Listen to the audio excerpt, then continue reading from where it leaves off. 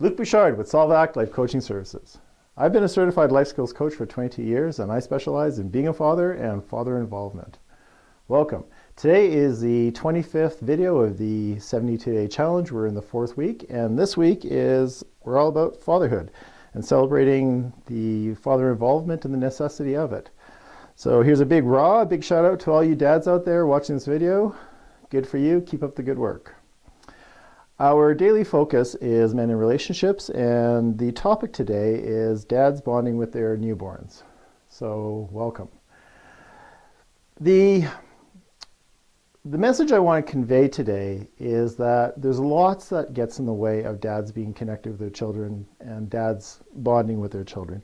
And I'm just going to point out a few of those, some of those things, what goes on with that. To begin with,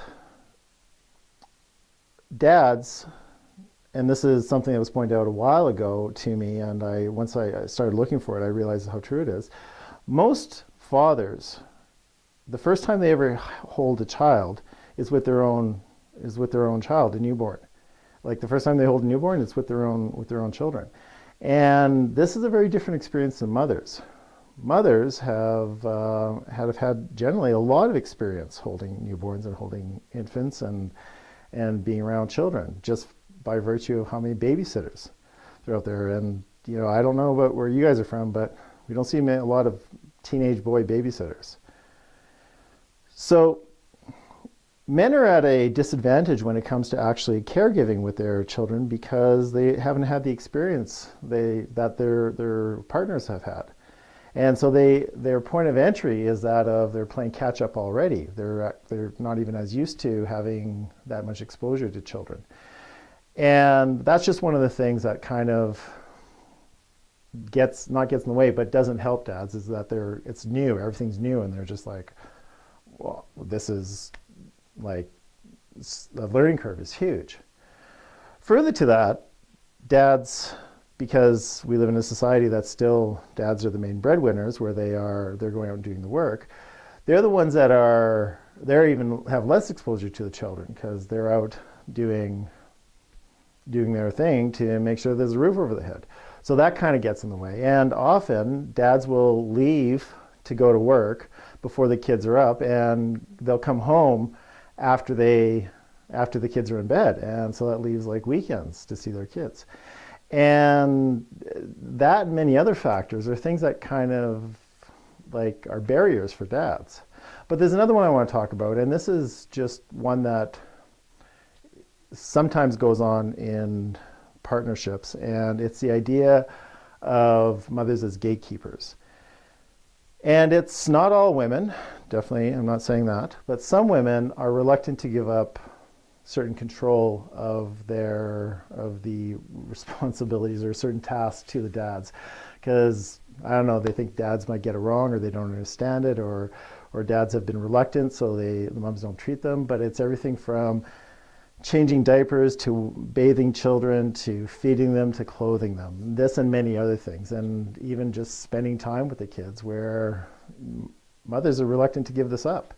And so they're gatekeeping the contact or the amount of time that the fathers have with their children.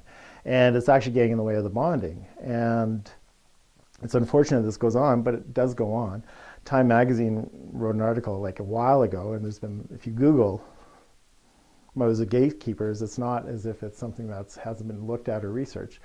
It does go on there. And I just bring it forward to say that dads, we have enough stuff that is a barrier between us connecting with our children. And if this is going on in your relationship with the mother of your children, it's not malice, or it's not meant to be as something as a negative, or that they're not trying to do it to be harmful.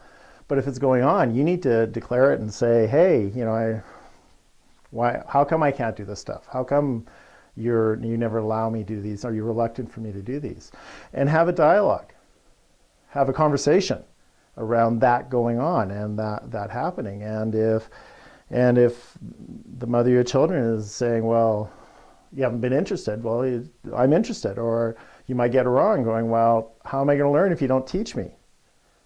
Yeah, I haven't had much exposure with changing our daughter's diaper, but I'll never learn unless you teach me.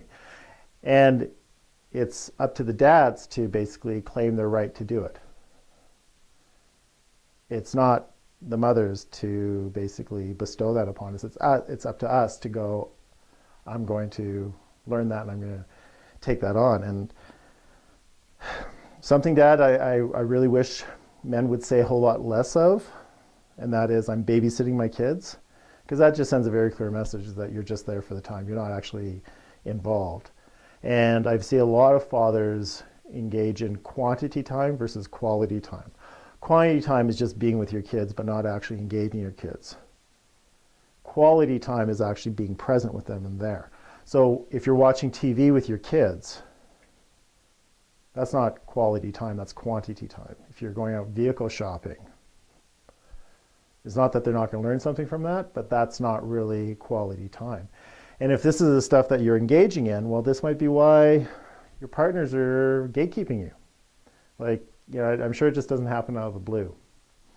So we need to take every opportunity to bond with our children and to have that connection with them, especially in their formative years, which yesterday I talked about that being 10 and younger or 6 and younger, it doesn't matter. When our children are young and they are new to the world, that's when we need to have those connections with those children, both moms and dads. But dads specifically even more so because of how much you're gone out there trying to do the right thing and put a roof over the head and make sure that your kids have a healthy future. And you need to claim those times.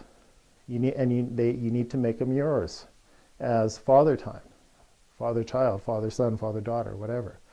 Because the window's short, dads. Once they get, you can't do it when they're adolescents.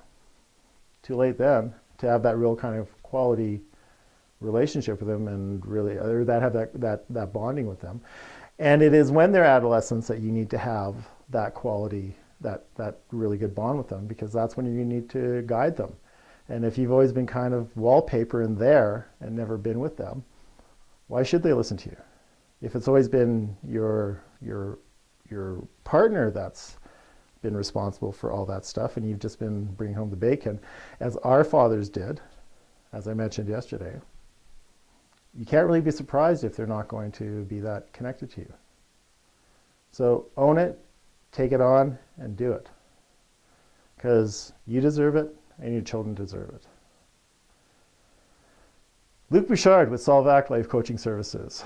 I've been a certified life skills coach for 22 years and a certified dad for just about 10. And my children, they are the joy of my life, and in a lot of ways they're my salvation. So have that connection with your kids. You're shorting yourself out if you don't. You're shorting yourself if you don't. I hope you have a great day, and I will see you tomorrow for the 26th video. Take care.